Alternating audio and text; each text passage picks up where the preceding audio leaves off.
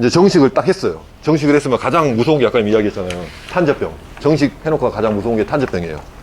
탄저병으로 가장 억제율이 적은 게 어떤 놈이냐면 가성비 스포르곤입니다. 억제 효과가 적다 보니까 저 2번 정도 써요. 그리고 제가 항상 이야기하겠지만 베리마크 이야기하거든요. 베리마크는 농약계의 제네시스라고 제가 이제 표현을 많이 합니다. 저거는 흡주반응의 충을 웬만하면 다 죽여요. 근데 모를 막 심어놓고 얘가 크려고 노력하고 있는 와중에 누군가 와서 날마다 건드려요. 건들면 얘가 스트레스 받아가 크겠어요? 못 커요.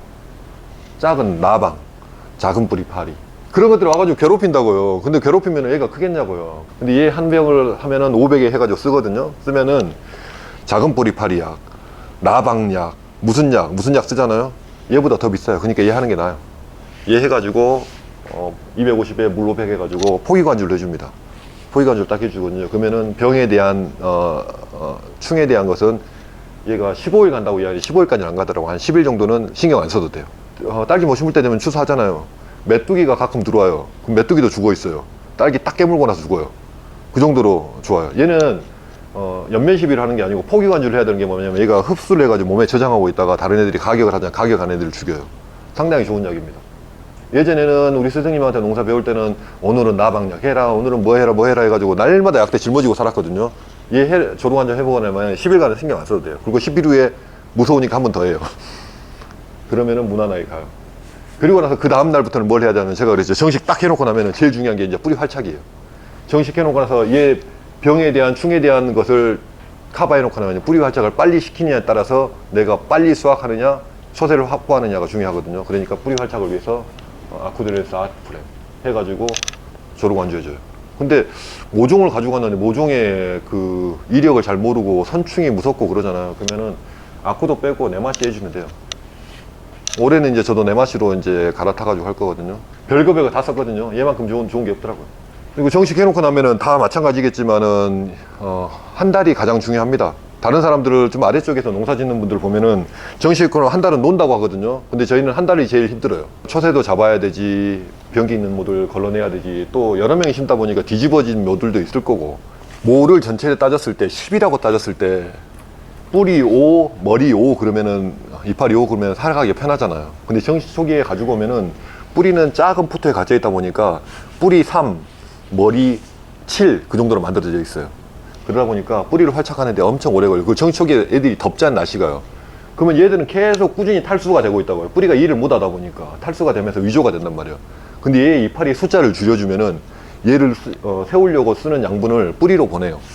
그러니까 정식 초기에 모가 이파리가 5장이고 뿌리가 달려있는 게 왔다 그러면 그 중에 과감하게 노엽들 있잖아요. 노엽들 한 2장 정도 잘라버립니다. 그러면 그 이파리를 세우는데 훨씬 도움이 돼요. 그런 일들을 정식 초기에 하는 거예요. 정식 초기에 해가지고 빨리 세워놓고 나면 그 뒤에부터는 아까 이야기했죠.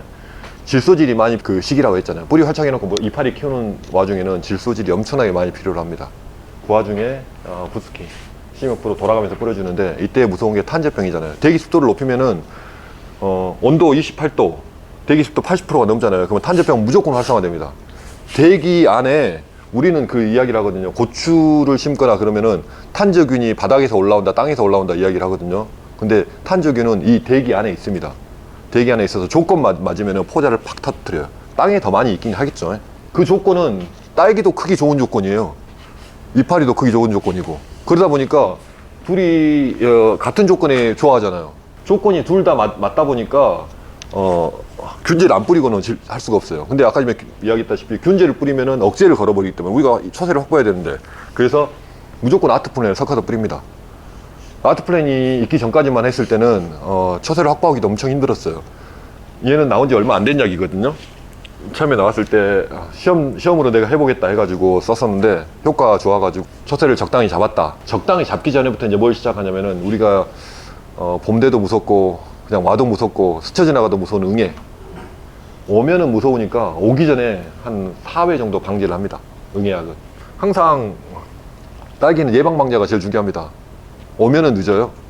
그리고 오는과 동시에 수익을 줄이는 조건을 만들어요. 예를 들면 방금 전에 응애를 말씀드렸는데, 응애를 꽃이 피기 전에 4, 5회 방제를 해가지고 응애를 갖다 잡아버리면 상관없는데, 꽃이 피었을 때 응애가 딱 오잖아요. 그러면 이제 그때부터 고민을 해야 돼요.